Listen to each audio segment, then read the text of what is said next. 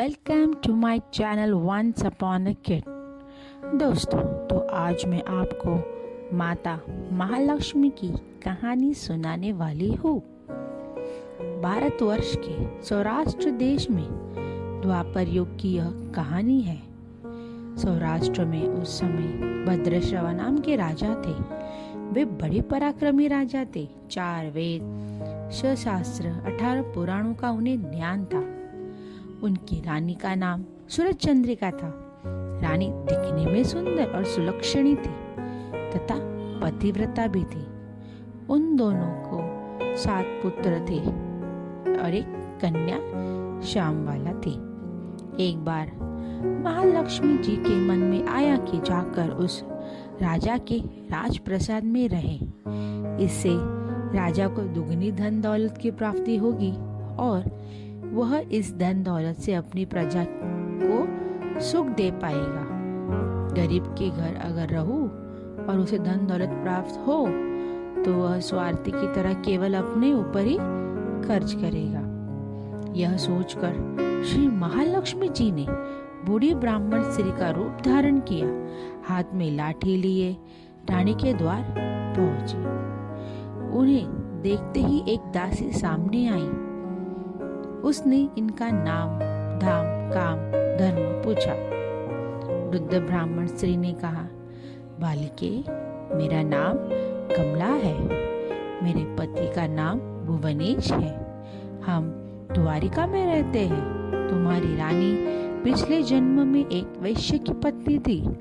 वह वैश्य गरीब था। दारिद्र्य के कारण हर रोज घर में झगड़े होते थे तथा उसका पति रोज उसे मारता था।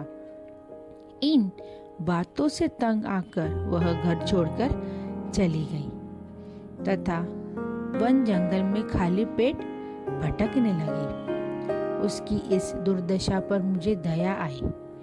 तब मैंने उसे संपत्ति देने वाली श्री महालक्ष्मी की कथा सुनाई।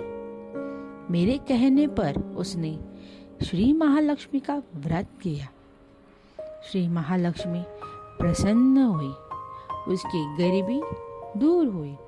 उसका घर, संसार, दौलत, संपत्ति से भर गया। बाद में पति पत्नी दोनों परलोक सिधारे। लक्ष्मी व्रत करने के कारण वे लक्ष्मी लोक में रहे। उन्होंने जितने साल महालक्ष्मी का व्रत किया उतने हजारों साल उन्हें सुख भोग मिला। इस जन्म में उसका जन्म राजघराने में हुआ है। बुढ़िया की बातें सुनकर दासी के मन में जिज्ञासा उत्पन्न हुई। दासी ने उन्हें प्रणाम किया तथा श्री महालक्ष्मी का व्रत किस तरह किया जाए इस बारे में पूछा। श्री महालक्ष्मी माता ने दासी को पूजा की विधि तथा महिमा बताई। उसके बाद वह दासी माता को प्रणाम कर रानी को बताने अंदर चली। वह राजद्वार पर आकर बुढ़िया रूपी श्री महालक्ष्मी पर बरस पड़ी। उन्हें भला बुरा कहा। रानी का इस कदर रूप बर्ताव देखकर माता ने वह ठहरना ठीक न समझा। वे वहां से चल पड़े। राह में उन्हें राजकुमारी श्यामबाला मिली। श्यामबाला ने अपनी ओर से श्री महालक्ष्मी माता से क्षमा मांगी। माता को उस पर दया आई।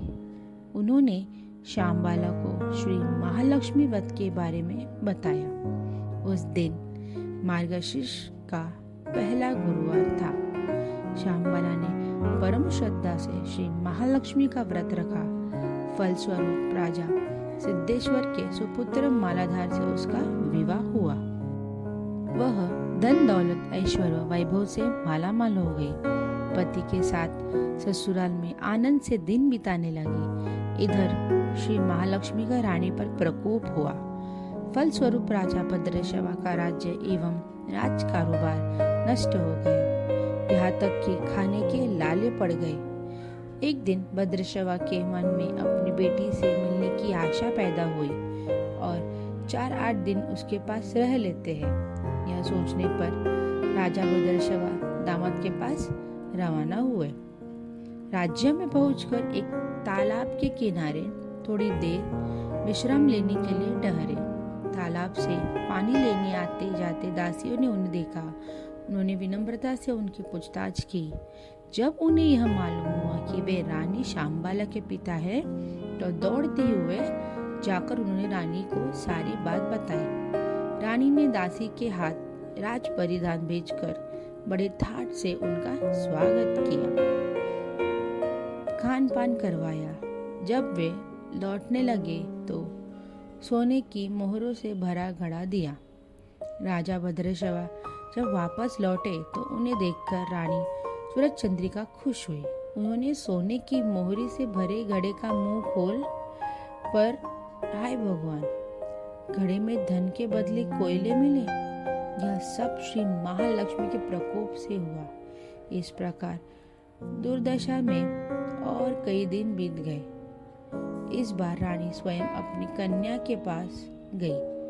वह दिन आगहन माह का अंतिम गुरुवार था। शांबाला ने श्री महालक्ष्मी का व्रत किया, पूजा की, अपनी माता से भी व्रत करवाया। इसके बाद रानी अपने घर आई। श्री महालक्ष्मी का व्रत रखने पर उसे फिर से अपना राजपाट, धन दौलत, ऐश्वर्य प्राप्त हुआ। वह फिर से सुख शांति आनंदमय जीवन बिताने लगी। कुछ दिनों बाद राजकन्या शांबाला अपने पिता के घर आई। उसे अपने घर देखकर सूरज चंद्रिका को पुरानी बातें याद आई। यही कि शांबाला ने अपने पिता को घड़ा भर कोयला दिया और उसे तो कुछ भी नहीं दिया।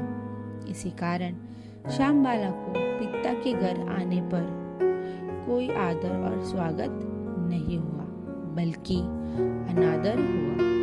पर उसने इस बात का बुरा नहीं माना।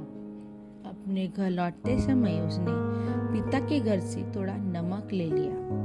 अपने घर लौटने पर उसके पति ने पूछा, अपने मायके से क्या लाई हो?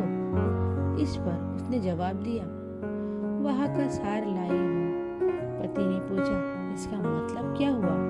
शांबाला ने कहा, थोड़ा धीरज रखो, सब मालूम हो जाएगा। उस दिन शांबाला ने सारा भोजन नमक डाले बिना बनाया और परोसा। पति ने खाना चखा। सारा खाना नमक बिना था, इसलिए स्वाद न आया। फिर शांबाला ने थाली में नमक डाला। इससे सारा भोजन स्वादिष्ट लगने लगा। तब शांबाला ने पति से कहा, यही है वह मायके से लाया हुआ सार। पति को उसकी बात सही लगी। फिर वह दोनों हंसी मजाक करते हुए भोजन करने लगे। कहा गया है कि इस तरह जो कोई श्रद्धा भाव से श्री महालक्ष्मी की पूजा करे, उसे माता की कृपा प्राप्त होती है, सुख, संपत्ति, शांति प्राप्त होती है, सभी मनोकामनाएं पूरी होती है।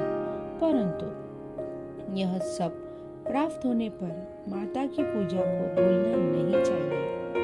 हर गुरुवार को व्रत पाठ अवश्य करना चाहिए। इस तरह श्री महालक्ष्मी की महिमा भक्ति की मनोकामना पूरी करती है।